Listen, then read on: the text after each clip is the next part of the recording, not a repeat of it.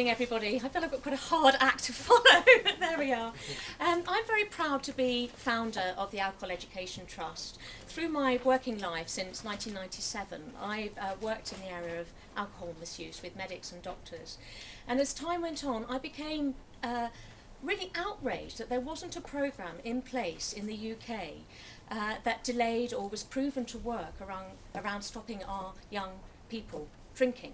There were plenty of programmes in place, but despite evidence from Australia and America of good programmes that could delay the age that our young people started drinking, we had nothing that worked in England. So it became my passion, really, and my crusade. And over a period of 3 years, a group of 40 medics and educationalists and PSHE specialists and teachers came together, and we ended up producing this little Bible here, okay, which is used in schools across England and increasingly in London.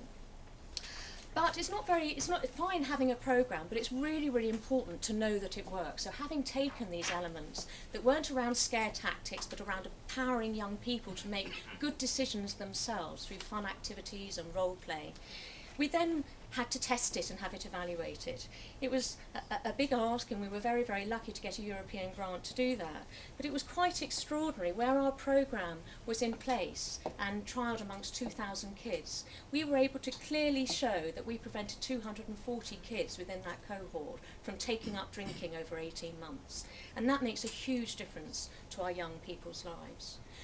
And you might think, well, early drinking, is that really that important? Or reducing drunkenness and binge drinking?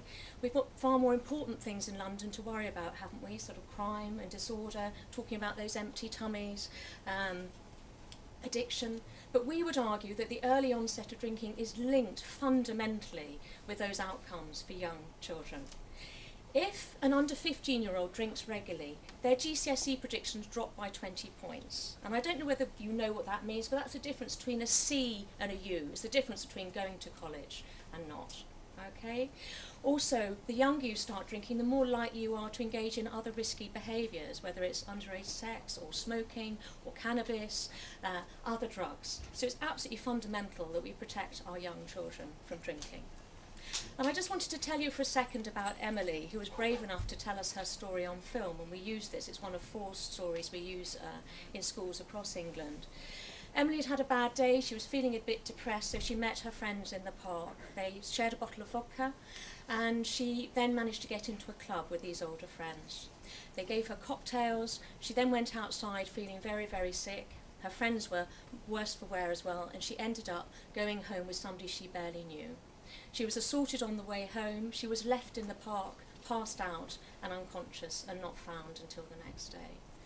So Emily was too scared to sleep in her own bed. She missed school, was on antidepressants. It completely overturned her life. So what do we do to try and do something about things like this happening? We've been talking about prevention, and a lot of the work we do is around getting in there early enough to stop these upsetting and harmful behaviours happening. And we do it on 3 levels. First of all, with teachers themselves and community leaders who often think that, well, kids are going to do it anyway, there's not really much we can do about it. That's absolutely wrong. Our kids, if you give them the right tools and give them the choices and other things to do make positive decisions and work out for themselves why it's worth waiting, or if they choose to drink at all. It doesn't matter how good our schools are, if parents aren't engaged via the community in their school environments, they aren't encouraged to be good role models, to know where their kids are, who they're hanging out with. It's what we call a tough love approach. Then schools can't really do a very effective job. And then finally, I'd argue that the easy part is working with the kids themselves. They want to be engaged and they love getting involved with the materials that we've produced.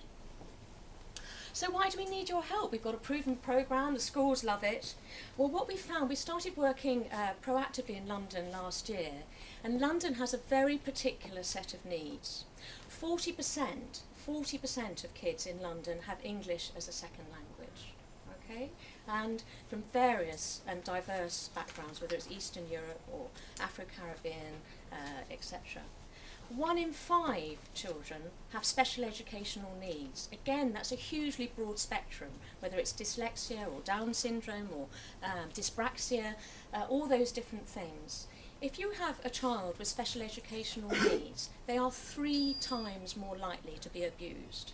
And as I'm sure you'll know recently from Rotherham and Oxford, alcohol is very often a part of that abuse. So it's crucial that we teach those children resilience strategies and understanding when something offered isn't necessarily a positive thing.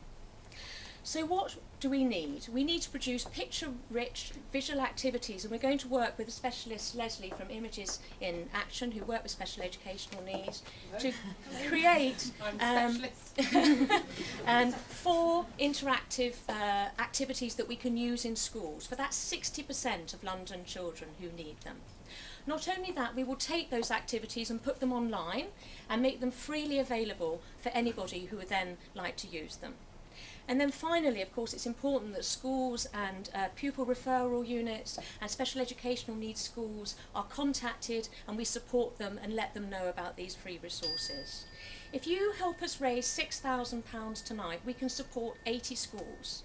Now, do you know how much that is per school? £75. It's peanuts. It's 50p per child. All right? So please help us do it, because this is what we want for all our children, no matter what background. But we have pledged that we will work with areas where we have high areas of alcohol harm, such as Tower Hamlets and Hounslow, for example.